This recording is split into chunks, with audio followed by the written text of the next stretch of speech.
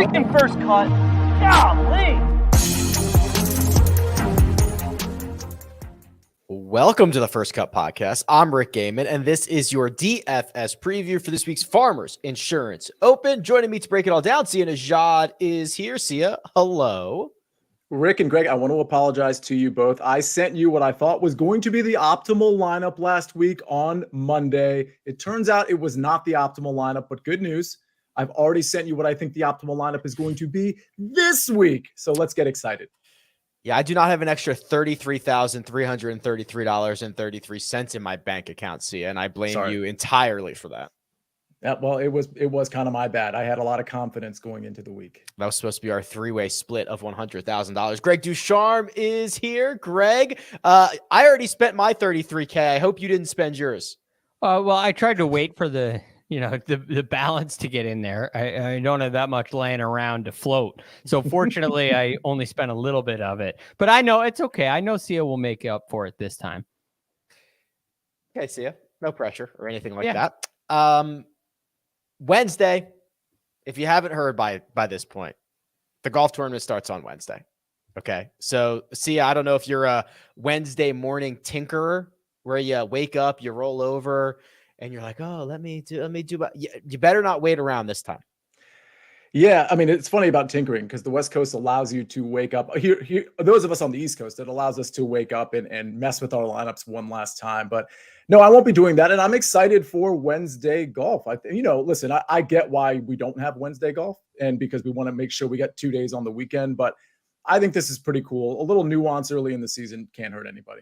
I think they should do this throughout the entirety of the NFL schedule, Greg. That's always been my thing. So the reason the PGA Tour does this is they don't want to go up against Conference Championship Sunday, which is smart. It's like the most watched Sunday of football of the entire year. Don't put a great event like the Farmers Insurance Open final rounds up against that. Just don't do it. I think the entire fall and up until like Phoenix should be Wednesday through Saturday. Yeah, look, I mean, you still end up dealing with a little bit of college football, which is a problem, but you're talking about the lesser of two evils.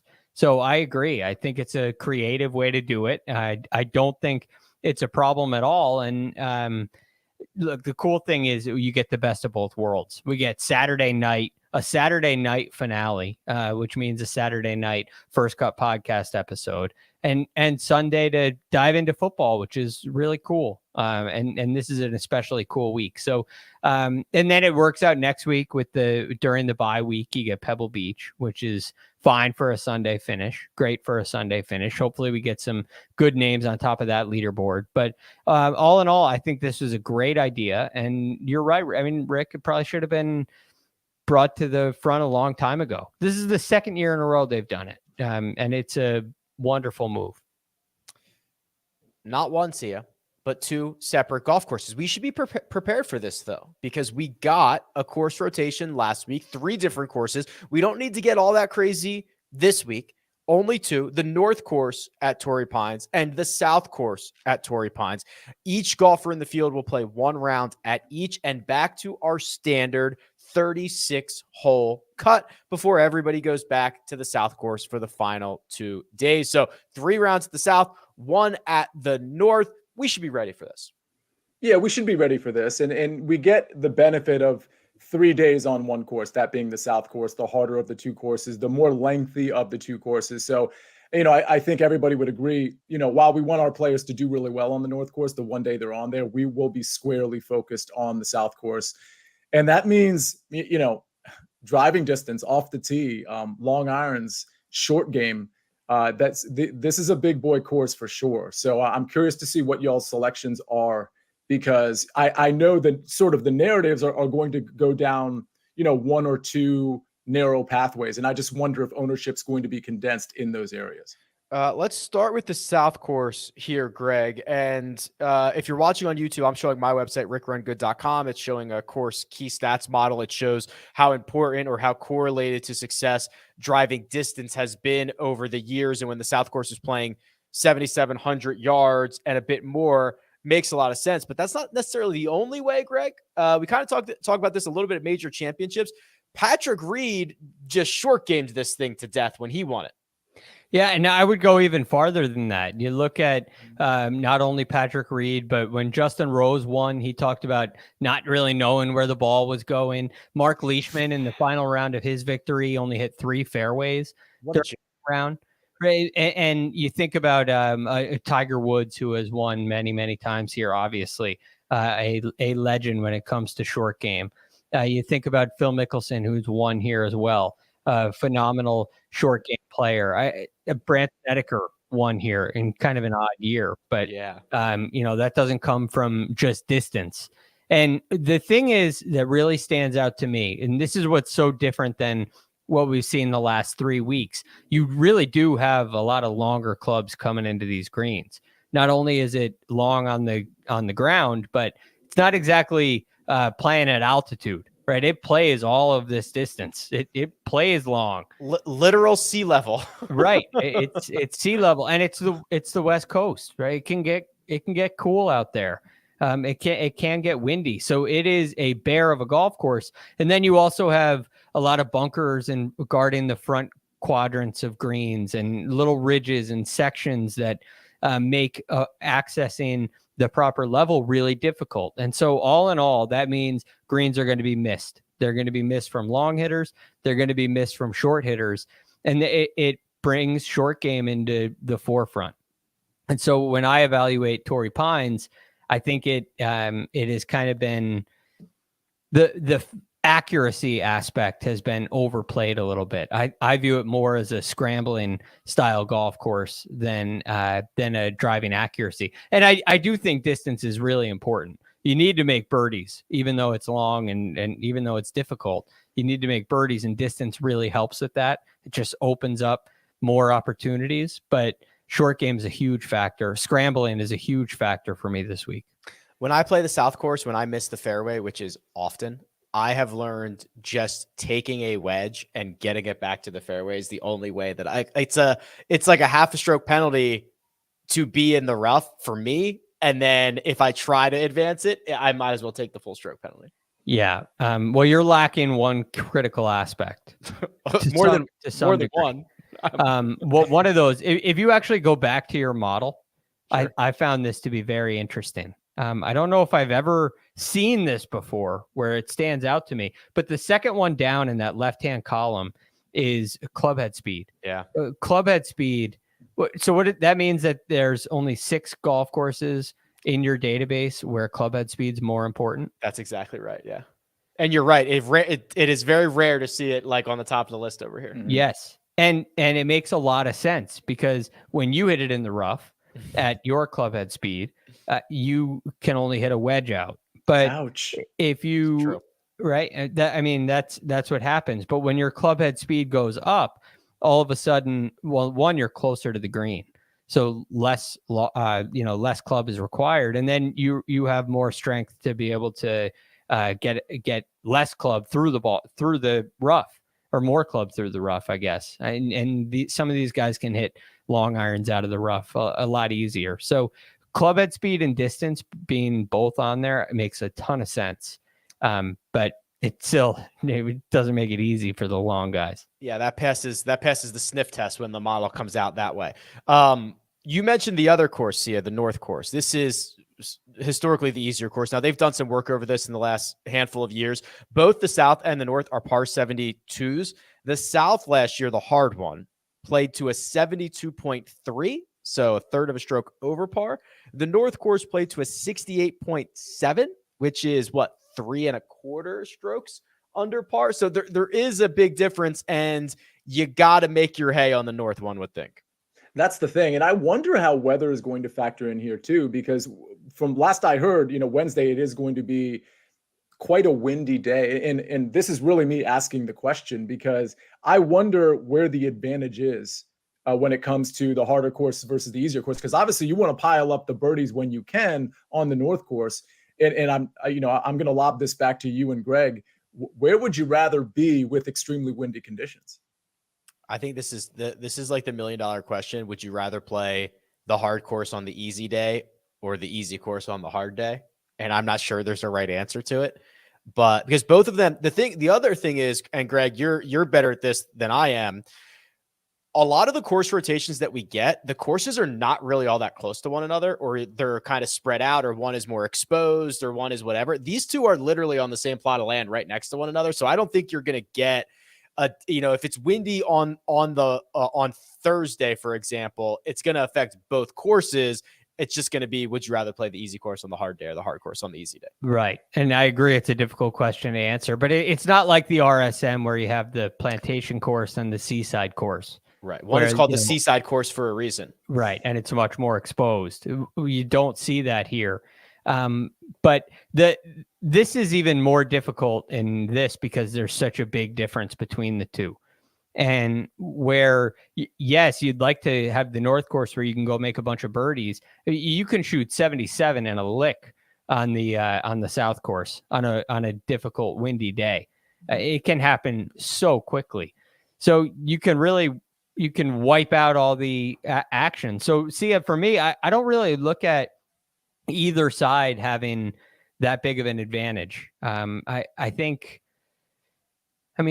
if you can handle the South Course in the wind and get around it somewhere around par, then that would be your preference. But there's just such a high risk of going out and shooting 75, 77, and undoing all the great work you may do on the North Course. Or it puts a ton of pressure on your round on the North Course. So I don't look too much into that. I don't think I'm going to lean one wave over the other for that reason. Fair enough. I think we should talk about some golfers. We'll go through each of the pricing tiers, find some guys we like, probably some guys we don't. But first, we're going to take a quick break and hear a word from our partners.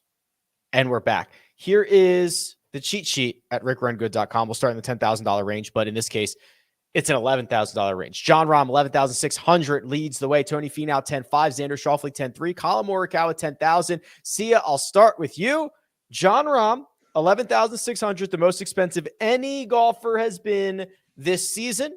Previously, that honor was Scotty Scheffler. He was 11,500, $100 cheaper for this year's Houston Open, but Johnny Rahm just nipped him. Yeah, and this has implications, right? Because everybody wants to play John Rahm, and it totally makes sense in spite of the fact that he's going to be chalky. But if you play him, listen, I've made some lineups, as you guys know. I sent you the optimal one. You're welcome. But I made a lineup with John Rahm, and then I was like, okay, well, I'm paying for an expensive guy. Let me go down to like Justin Thomas, who I like this week. We'll get to the 9K range when we get there. And then I thought, just without doing the math in my head, that I'd be in like the mid 7K range. Nope. I grabbed a 9,400 guy and John Rahm, and I'm already down to like 7,250 or 7,200, whatever it was, 7,100. So, listen, I love John Rahm. I'm probably going to be playing him if I'm making 5 lineups. He's in 2 at least, but I'm probably going to be willing to fade him just from an ownership and just what it allows you to do with your lineup when you don't play him. He's my favorite, of course. My second favorite here is Tony Finau. Rahm has great history here, but so does Tony Finau. He checks the boxes that we're concerned with off the tee, around the green in particular. He's got solid recent form, of course. So I think he's my second favorite. Other than that, I don't know that I'm playing any of the other guys. I think Xander is really interesting, and I think he'll get some ownership, especially because of what he did on Sunday. And the back issue doesn't seem to be a worry. I was worried about it last week. I just don't think I'm going to get there with Xander or Colin. So for me, it's John Rahm and it's Tony Finau, and then it's move on to the 9K range. Speaking of Rahm and Finau, since Sia brought him up, there's a little interesting nugget here. So if you look at only the last 24 rounds for everybody in the field, John Rahm far and away the best player in the field, 3.15 strokes gained per round. Greg, that is essentially Tiger Woods' 2007 season where he won 7 times, had 3 more runner-up finishes. That's what 3 strokes per round looks like. Yeah. It looks like what we're watching now. It's legit. So it's incredible golf, really. And it's worthy of this kind of price. I don't know if you guys found the same thing. The 6K range is really tough. Yeah. Yes. I think on the contrary, I think the 7K range has a lot of playable options. Mm-hmm. So I do think there's a way to construct a lineup with John Rahm. And if you feel that the collection of guys around him is strong enough, then I'm more than happy to play him. Because I think there's a extremely high chance that he wins. So last 24, Rahm 3.15, Tony Finau second, 1.66. So that gap from Rahm to Finau is the same gap from Finau to MJ Duffy, who is 62nd on the list in that same time frame. So things are definitely cooking in the direction of Jon Rahm. But Greg, I'll open this entire 10K range up to you. It's Rahm, it's Finau, it's Xander, it's Colin. How are we best using our assets here? Yeah, again, a lot of this depends on what you do down below. Are you going to go with your second choice? If you go Rahm, are you going to go up to a Thomas like Sia did? Can you stomach that? Can you drop down to the 8K range next and avoid the 6K? Because I just think there's so many in the 6K. It's so many dart throws. I know we'll get to that a little bit later. So if you want to avoid that situation and go a little more balanced, then in that case, I'm fine with playing Xander. I am curious that Sia brings up the ownership, if that's high, but Xander's a very curious case, and I think very worthy of a discussion for a couple reasons. One, like you said, Sia, the back isn't an issue, but his history here is very unique because he really has struggled here until recently. He finished second here once, kind of getting off the snide. He finished tied 7th in the U.S. Open, which was a really good sign. And I just want to know if he's kind of over whatever the San Diego curse, the hometown curse was on him, because it didn't really make sense. Missing 3 cuts in a row, the first 3 outings here, a T25 and then another missed cut. Like it doesn't make any sense. What we've seen recently makes a lot more sense. And when I look at Xander, he is the epitome of a well-rounded game. Obviously, Jon Rahm is right now too. But and when I look at Xander's short game, it's so good. He's always one of the first guys I go to in a short game contest. And right now on the PGA Tour, although the starts are limited, he's first in scrambling. He's right up there in all the short game stats. You see last week around the greens, he gains 3.44 strokes around the green. Great scrambler, great bunker player. He's got it all around the greens. And so I'm very willing to go to a Xander Schauffele because he really is complete. He has the distance. He checks every box. It's a unique kind of spotty history here. But because of the timeline of the spottiness of it, I feel like he's kind of figured something out. Colin Morikawa is just sitting here and nobody's all that interested. Is it the collapse at the Tournament of Champions? Sia? I mean, there's he doesn't have the distance that everybody else has in this range off the tee, but he's got seemingly everything else, and he's a pretty good putter on POA. Yeah, I think we're probably ignoring him to our detriment. I don't mind the play at all, especially if people are afraid to play him.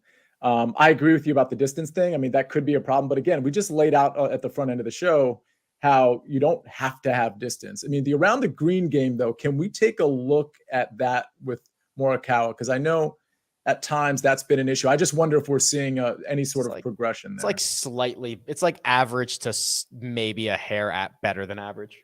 Yeah, but we're not seeing like the terrible, last summer, last fall, there were some really big hiccups there. No, I think Colin is a great play, to be honest with you. That's a really good sort of nice leverage play off what I believe to be, he's going to be the lowest owned of that 10K range for sure. 2 starts, Greg. U.S. Open 2021, Farmers Insurance Open 2020. T4 at the U.S. Open, T21 at the Farmers. Gained a total of, what is that? 9 strokes on approach in 8 rounds. That's the math problem for Morikawa around Torrey Pines. Yes. Now, we did see wedge play really hinder him in the last outing, which is probably my biggest concern. But and the mental aspect of it, right? How is he going to do in the comeback? But if let's say he came and tied third at the or let's say he came in second at the Century Tournament of Champions, but wasn't leading and lost a battle with Jon Rahm, I think we'd feel very different about it. And his stock here should be quite high. He does it a different way. He's not the longest hitter, but he's extremely reliable and extremely accurate. So he does it a different way around here, and that can work. He'll hit more fairways than anyone else in this 10K range, would be my guess. And that's why he's able to gain strokes approaching the green the way he is, because it doesn't really matter if he's hitting a 6-iron. He can hit it close. If it's a 9-iron, he can hit it close. And he's one of those players that kind of defies the general logic. And this could turn into a ball striking contest, and I like him there. I'm worried about the short game. Although the one saving grace is there's a lot of rough around the greens here. Mm-hmm. And I think that helps guys who struggle with those tight lies, which is all the short game shots we saw. It wasn't bunkers. It was, I guess there was one bunker shot, but that you're not going to see that this week. It's the rough around the greens, I think, will kind of mitigate some of those problems. Yeah, he struggled in those tight lies at the Century. This is like just let the club glide underneath it, see what you can slap it out of there. Yeah, and that helps. I mean, we talk about that with Hovland more often than Morikawa. So I think it's tough because this is a mental game for him. I like what he does physically, and I think it works here. But mentally, is he going to come back with a vengeance, ready to go, or is he going to be a little shaky, a little shaken up? And I don't know. I don't know the answer to that. I don't know how a loss like that is going to really affect him. The nines are spicy. Will Zalatoris 9,700, Justin Thomas at 94, Sung J M 93, Taylor Montgomery, who has never let anyone down, $9,200, Max Homa at 91, Hideki Matsuyama at 9,000. Sia, that's a pretty small little range for nines, but where are we headed? Okay, first of all, Greg, you mentioned the word shaky. I am shaky right now because it's Monday and we have projected ownership up here. That's right. Yeah, this is awesome. Guy. Yeah, so my guy who does his name's Mike Cavalunas. He does the projected ownership for rickrungood.com. He's awesome at it, and with the short turnaround, he's been ready. So we've got it on the site already, and then he'll probably update it. I mean, in a normal week, he updates like 6 times throughout the week, so it'll be a sprint for him. Okay, well, this is awesome. Everybody watching on YouTube, if you haven't already hit the like button, you got to hit it for this, because this projected ownership is new to me on a Monday. That's right. And I'm a little disconcerted because this Justin Thomas ownership appears to be high, and I totally get it. But because he's been playing so poorly on approach and with the putter as of late, I thought maybe Justin Thomas would go at least a little bit overlooked. But boy, do I love Justin Thomas at this price. I mean, if you look at a more long-term view, and maybe you look at difficult scoring conditions, if you want to factor that in, I mean, he checks every box in my opinion. Again, recent form, not very great, but off the tee approach, the proximities, the long irons we're looking for around the green, he seems like tremendous value because we know as bad as he's been lately, he can spike. Yeah, if you start looking like last 100 rounds, kind of do a longer term view, you get the Jon Rahms and the Xander Schauffele's and the Will Zalatoris, and then JT's like 6th in just pure raw strokes gained over the last 100 rounds. So he's obviously a elite golfer who's going through a little bit of trouble right now. Okay, Greg, the other guys here, I mean, Zalatoris lost in a playoff to Luke List at this event last year. Taylor Montgomery is a top 15 machine and had one here last year. Like, where else can we possibly go? Well, I'll start with Will Zalatoris. If you go through his record, his resume, and you just kind of scroll through what he's done, look at the golf courses where he finishes top 10, right? He wins in Memphis. We know that's a difficult golf course. Then you go down to a US Open. Then you go down to the Memorial.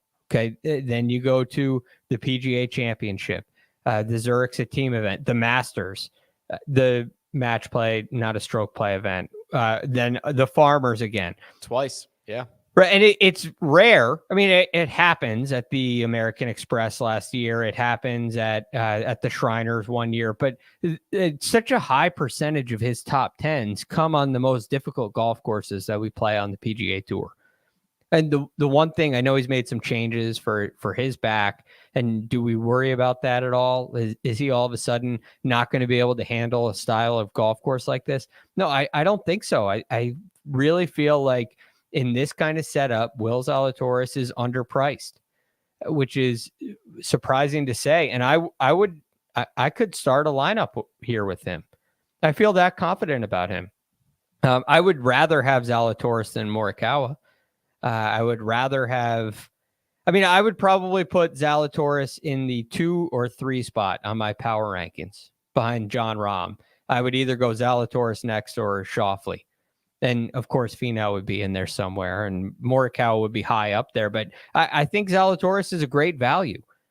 Ownership's a little higher than I'd like, but it makes total sense. His game is built for this kind of golf. So I absolutely love Zalatoris. And one comment on Justin Thomas too. The recent form hasn't been great, but it's kind of hard to, it was really a tournament that wasn't great. And so it's like, this is kind of like a fresh start for him. But you have the Hero World Challenge, which is whatever it is. Are you going to really judge this on the CJ Cup that was at the end of October and won Century Tournament of Champions that didn't quite go his way? I mean, I would hardly call that poor recent form. It's not great, but I don't think we're in a, troubling situation with Justin Thomas. I tend to agree. I mean, I look further back and say he has not been a good approach player for like 10 tournaments, but I agree that that's not necessarily by definition of the word recent, which is like one start at the Tournament of Champions. The other stuff was months ago. So I'm willing to kind of cut up some slack for most of this. So I agree. Anyone else in the 9s? Max Homa back in action for the first time since the 3rd place finish at the Tournament of Champions. I love Max Homa. I do too. Yeah, I mean, it was good. I said I love Max Homa. In the 9K range, it's Justin Thomas and it's Max Homa for me. I mean, that he's going to be good putting here. The approach game has been great. The length is pretty good for Max Homa. The price is great. I don't want to say he's underpriced, but this is certainly good value at 91. Look at his short game. Yeah. That's the difference maker to me. Max Homa, again, is not the longest hitter. He's not too short by any means, but he's had an okay record here. Not great, but I think the short game is something that's been missing, and it's dramatically improved. So he's got to be licking his chops to come and play here. The only problem is everybody else thinks the same thing. I said this before. I've told this story before. We had Max. I don't remember when we had Max on the podcast. At this point, it feels like 10 years ago. It might have been 18 months ago. I really have no idea. But he was like, yeah, I need to fix my short game. Like, my around the green play sucks. I see it in the stats. I feel it when I'm out on the golf course.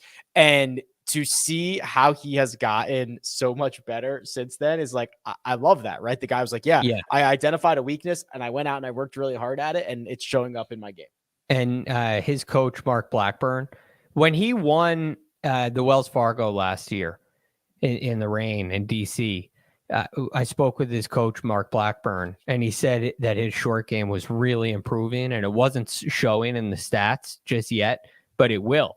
You just keep an eye on it, and you're going to start to see it improve.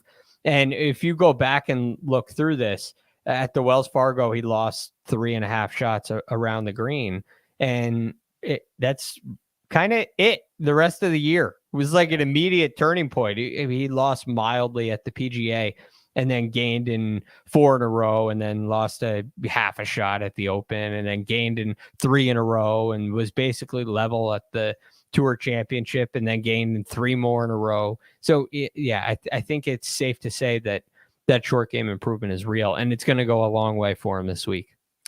Let's continue this conversation with the guys in the 8K range and then find some real value at the bottom of this board. But first, we're going to take a quick break and hear a word from our partners. And we're back. the $8,000 range. Siwoo Kim, Jason Day, Sahith Theegala, Mav McNeely, JJ Spawn, Cam Davis, and we round out the whole thing with Keegan Bradley, the Desert Fox, Adam Hadwin, Justin Rose, Hayden Buckley, remember him from a couple of weeks ago, and the defending champion, Luke List. Okay, so spend our money, please. So what's interesting here, and again, I'm looking at ownership, which I realize can change. We still have, plenty of time, at least a day and a half before this thing tips off. Jason Day is interesting to me because I would have thought he would have been the most popular guy in this range. Me too. And again, this might change and his ownership might go up. But everything is clicking for Jason Day, right? There's very good reason for him to be popular. So I think that's probably my favorite play in this. And he's got a good history here too, but that's probably my favorite play in this range, especially if his ownership is going to be like sub 15%. I was going to say Cam Davis as another play, but if the ownership's going to be like, I thought I was going to be like, okay, I'll go back to Cam Davis one more time while everybody sort of falls off and goes to Jason Day or Matt McNeely. I'm not playing Matt McNeely this week. I can tell you that right now, but I planned on playing Cam Davis. I'm just not going to if he's going to be popular. So for me, it's probably, listen, the way I've built my lineup so far, I'm actually skipping this range in large part. I'm going with two high-end guys and I'm going down to the 7K range, but it's probably Jason Day and Hayden Buckley for me. Yeah, there's actually a lot of good options here. So Jason Day, I think there's three guys with like elite course history. It's obviously John Rahm. I think Tony Finau falls into that category. Jason Day clearly falls into that category. A lot of people going to McNeely. He's been phenomenal, like 6 straight great events. He's the best putter in the world on Poana. It's West Coast golf. Everybody knows it. So there's a lot of steam going for McNeely here, but Sia's right, Greg. Cam Davis, Hayden Buckley. I actually think there's an argument to be made again to just go right back to Adam Hadwin. There's a lot here. Yeah, I don't like Hadwin quite as much. But Justin Rose had a great week last week. He's one here. And I think even though his game has been really spotty, he's an option this week, especially with really low ownership. But Jason Day is to play. He's projected at 10%. He should be in everyone's lineup. He's like, you build your lineup around him. I think that'll definitely go up by the time we get to lock, but you're right. It's seemingly a no-brainer. Are you surprised at all that Justin Rose is allowed to play the American Express being a MasterCard guy? That's an interesting thing. If the Arnold Palmer presented by MasterCard, that Justin Rose will be playing in that if he's qualified. But we never talk about the ban, right? Like these guys play events because they have to. They should also be banned from events because of their sponsors. Yeah, that it just gets tough with any UPS guys, which we have. Tough scene. I guess they're banned now too. Yeah, true. They took care of that themselves, I think. Yeah. Oh man. But it's I think it's interesting with Rosie. Maybe he should just not be allowed to win, but right. He has been, ever since he really won here, like he's gone to a scrambling method. And I think Justin Rose is in that stage where it all has to do with what he does around the greens. And I don't love him. I don't like him as much as Buckley. But I think that style, even though he's not hitting the ball really well now, I think Justin Rose's style can win. But what you love about Buckley is what he does off the tee. And you love his recent form. And it feels like the industry hasn't really caught on with Hayden Buckley's upside. And I think it's really tremendous upside. I love looking at that long green strip of gaining off the tee. And I think it could go a long way this week. He is also a great putter, which I kind of mitigates some of those short game issues. And I consider the short game to be, I put putting in that when I say this is a big time short game week, chipping and putting, and he can putt. So I love Hayden Buckley here as well. I also love looking at that streak of gaining off the tee that dates back 9 months. The last time he lost strokes off the tee, the Valero Texas Open. So that was April of last year. So we're coming up on that. It is such a beautiful sight. And now you go to a golf course that demands kind of greatness off the tee, and he can give it to you. And yeah, I love it. if you can't do that, then you need to be really, it demands something to be phenomenal, absolutely phenomenal. And it's more likely that he's going to have a great driving week than Justin Rose, for example. Justin Rose is going to have to do it a different way in all likelihood. So I like having that kind of a locked in attribute. I think it goes a long way. Anybody else? JJ Spawn is piling up top 15 finishes everywhere he goes. Luke List is back to defend his title. Keegan. Yeah, Keegan's kind of interesting to me. Mm-hmm. I don't love it. Again, I do feel like the driving, as I just spoke about, Hayden Buckley is kind of oversold at this event. So I worry about Keegan's short game, but he does have some pretty nice performances here. Tied fourth back in 16, fifth in 18, tied 16th just a couple of years ago. So I think Keegan could be a sneaky play as well. I just wonder at this point with Keegan, and I know he had a good year last year, and we see he won the Zozo, but I wonder what the upside is. I know that's strange to say dating. I mean, he won a tournament just in October, but the way the game is right now on this course with the around the green and the putting kind of struggles, I see guys in the upper 7K range that I think in this tournament have more upside than Keegan Bradley, but he did rate out okay to me. Luke List is the most expensive he's been in a very long time, and it has to be a trap. It has to be 8,000. He's been horrible. That's a no thank you for me. I mean, has he gained strokes putting since his win? Yes. I think he's played 24, 25 events since his win. He's missed the cut in more than half of them, I believe. And he is, he has not gained strokes in any of his last 1, 2, 3, 4, 5, 6, 7, 8, 9, 10, 11, 12, 13, 14 events. And then there was another stretch of about 12 in a row in which he lost. This two here, this is the sick part. He finally gains 3 strokes putting twice, the PGA Championship and the Memorial. Didn't even get a top 25 out of either one of them. Yeah. Problem. Big problem. I'm staying far away. And I probably said the same thing last year, and he won. That's true. But I'm staying far away. $7,900 range. Pendrith and Wyndham Clark at the top. It goes all the way down to a gaggle of golfers at $7,000 even, including Aaron Baddeley, Callum Tarrant, Lonto Griffin back, Matty Schmid, who had a good week last week. I don't know where we're at. Sia, we'll start with you.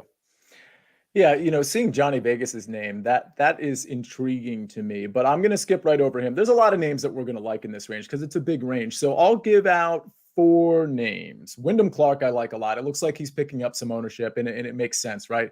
Ball striking has been great for him. The approach play, very strong POA putter as well. Right. Very strong on POA. The approach game has been, very good. It regressed last week in a pretty big way, but I'm not really worried about 1 week. It did look like it was trending in the right direction prior to that. So I like Wyndham Clark. Thomas Dietrich is another guy I think is projecting really well. He's kind of on an upward trajectory. And for the record, on your adjusted fit model, Rick, on rickrungood.com, he's somewhere, somewhere high up there, not like top 5 or anything, but he's up there. So I like his potential. Patrick Rodgers might be my favorite value in this range. He's picking up some ownership, but it's nothing super crazy. I think he's an excellent course fit. Another guy that's good on POA.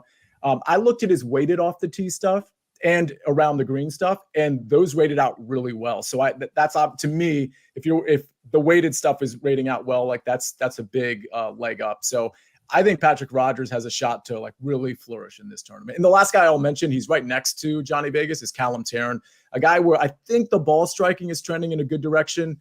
Around the green can be an issue with him. Putter can get hot. I just think I'm playing the potential card with Callum Tarrant.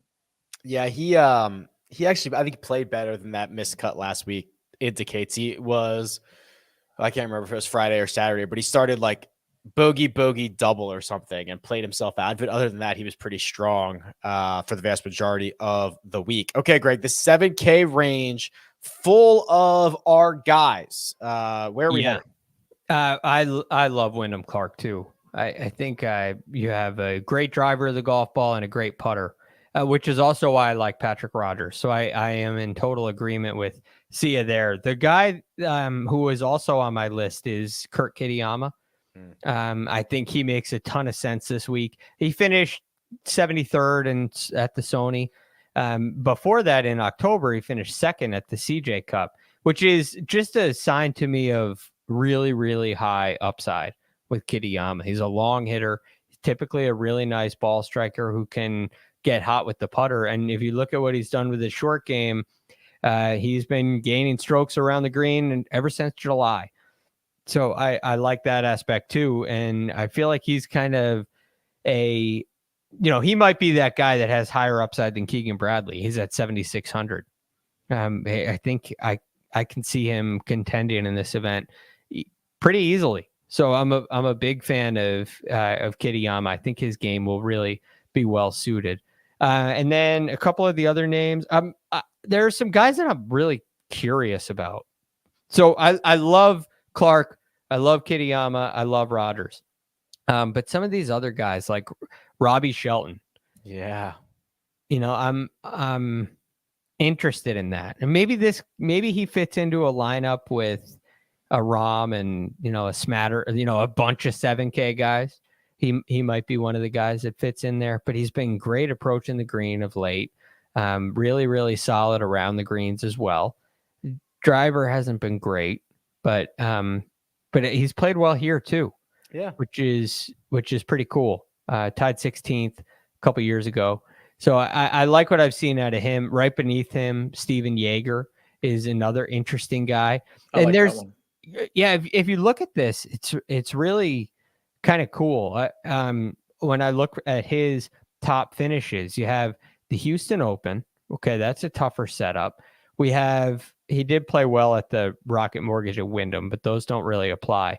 The Wells Fargo, which was at a very difficult golf course, tied 6th there. I scrolled down a little bit more. I thought there was another one that was a really good example.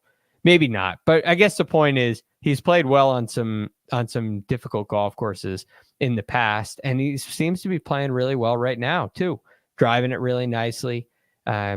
Short game's been all right.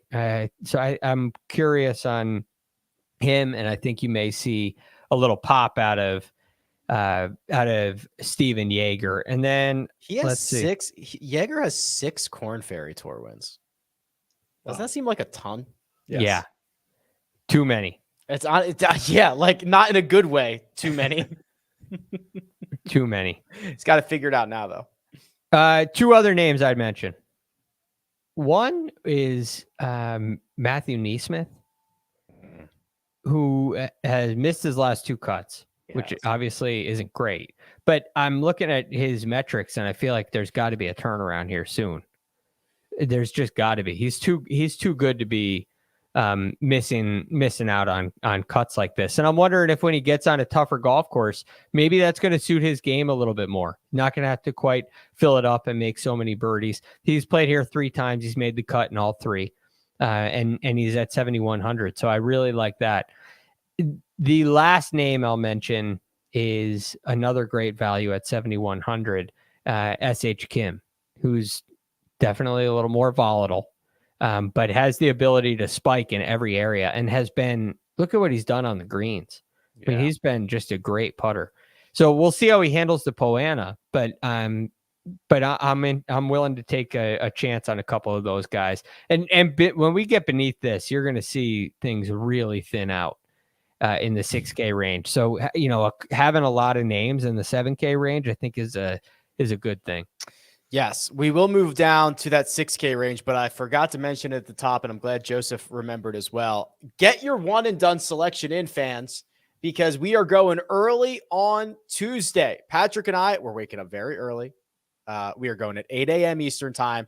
That is the mega preview pod, and we need your selection in. There's a link in the description so you can get your fan one and done in. You guys also need to get yours in early as well. Mine's in. Mine is in as well. Mine is not in. Tee times are out already, right? Tee times are out. All right.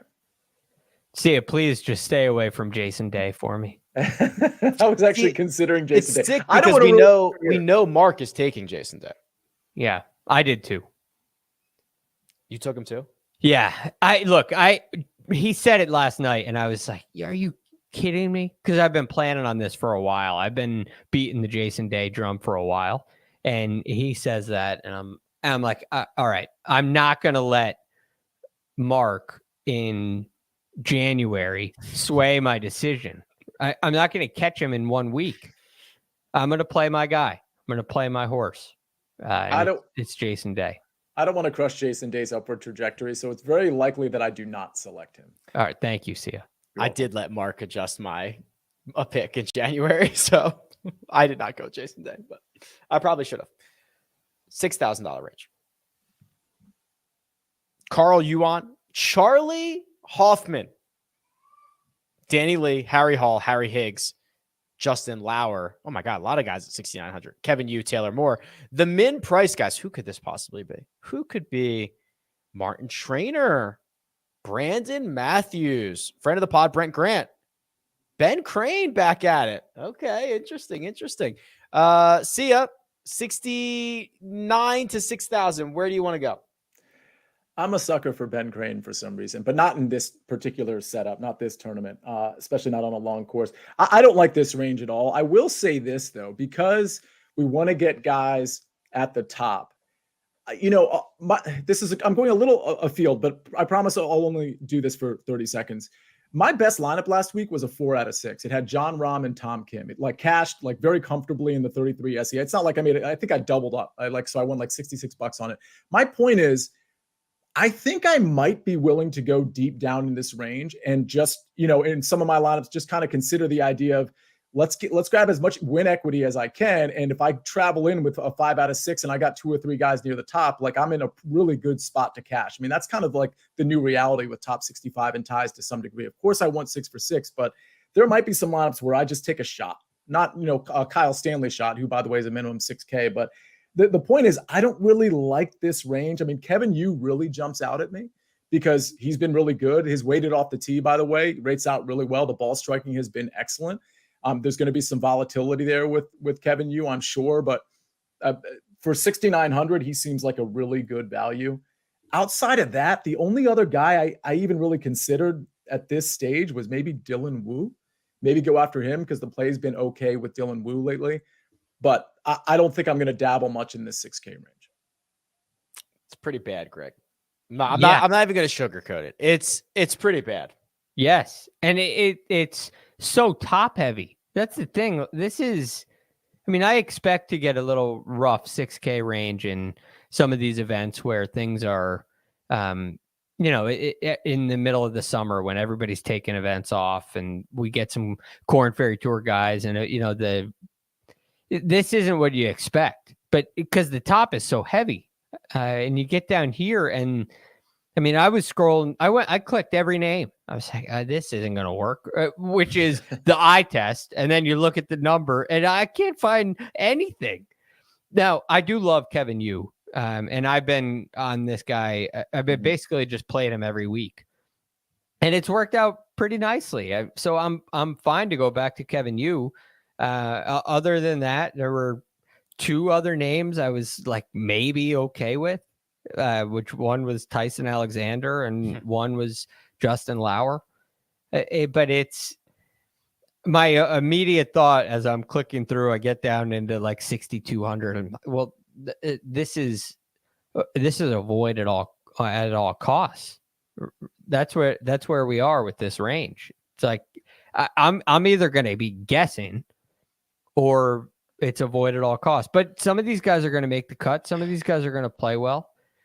Lauer made the cut last week, finished 41st. He actually got off to a slow start, was pretty good on Friday, Saturday, and Sunday. He had a great fall. I think he is kind of objectively just one of the better options in the 6K range. I think just all things considered, he's gained a stroke per round over his last 36.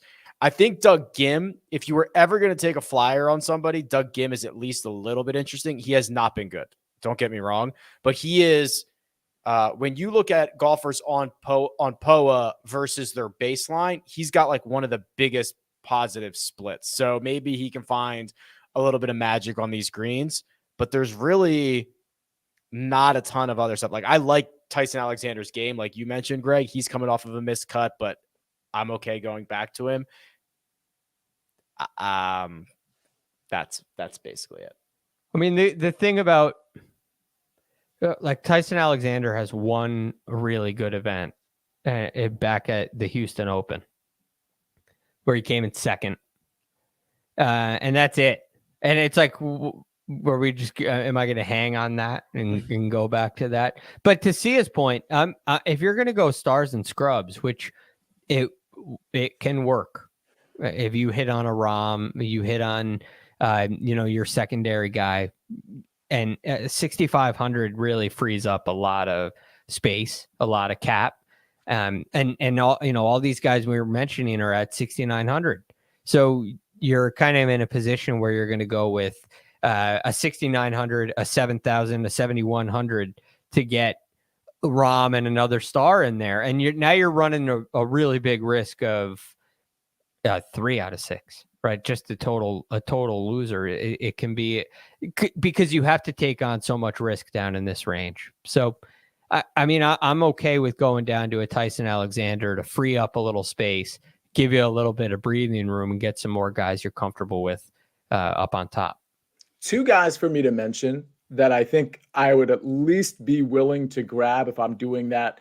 Let me just jam really like 5 out of 6 that are really good. Dylan Fratelli and Austin Smotherman don't rate out horrifically for me. And we've seen both of them actually kind of reach what we think their potential is and have, some decent runs at it. I'm not excited about it, but like we're looking at Fratelli here, right? This is Fratelli's. Yeah, it's not good, but it's not terrible. You could argue 2 starts ago he finished T13. It was a European Tour event, but it's a decent one. He's long. Gained 10.5 strokes to the field. Yep. There's Smotherman, which is a lot of red. Wow. That around the green game is pretty bad too. All right. Tough scene. Was Smotherman the third one in the group with Patrick Reed and Sam Burns with the old embedded ball incident? Who was the third guy? Somebody young. Ryder? Was it Ryder? I'm guessing. It was a young guy, I think. I can't remember. Let us suspend all logic and reason, and let us look at some strokes gained narrative lineups. Troy, please. The Fantasy Bunker, Ryan, says the nearby San Diego Zoo is located in Balboa Park. That is correct. So I'm thinking of Rocky and other great sport films. Oh, because of Balboa Park, not because of the zoo. I was like, why is he thinking about Rocky and the San Diego Zoo? But that's not what he's doing here. So here we go. Other great sport films. Any Given Sung J M. Oh, that's pretty good. Great movie, by the way. Taylor Happy Gilmore. Easy one, but Easy. Awesome pull. Hold on, let me get this right. Martin Cup Laird. Patrick, White Men Can't Lay Jump. Well, he's not playing. He's not in this field. Yeah. So this is actually not a lineup that you can make. Fair enough. The Aaron Baddeley News Bears. It's not bad. And KH League of Their Own. All right. Disqualified for an ineligible lineup, but otherwise very good, right? Yeah, and is the Bad News Bears a sports movie? Great as opposed to what? What would it be? A comedy? Yeah, I guess it is. You could replace Patrick Cantlay. This is tenuous with Tyler Dunk Can. So it'd be Tyler Whiteman Dunk Can't Jump. I'm just trying to mitigate the issue here. Tyler Duncan in, Patrick Cantlay out. That is not a lineup switch you ever actually want to do. But we do it here on the First Cut Pod. John Markowski. Hello, John. The Torrey Pine, a rare tree that grows wild along the course. That is correct. Here are other rare things. Ha. Seeing Paul Haley's Comet. Like that one. Adam Filet Min Long. Oh, rare in a different sense of the word. Yes. Justin, a rose without a thorn. Tough Very rare.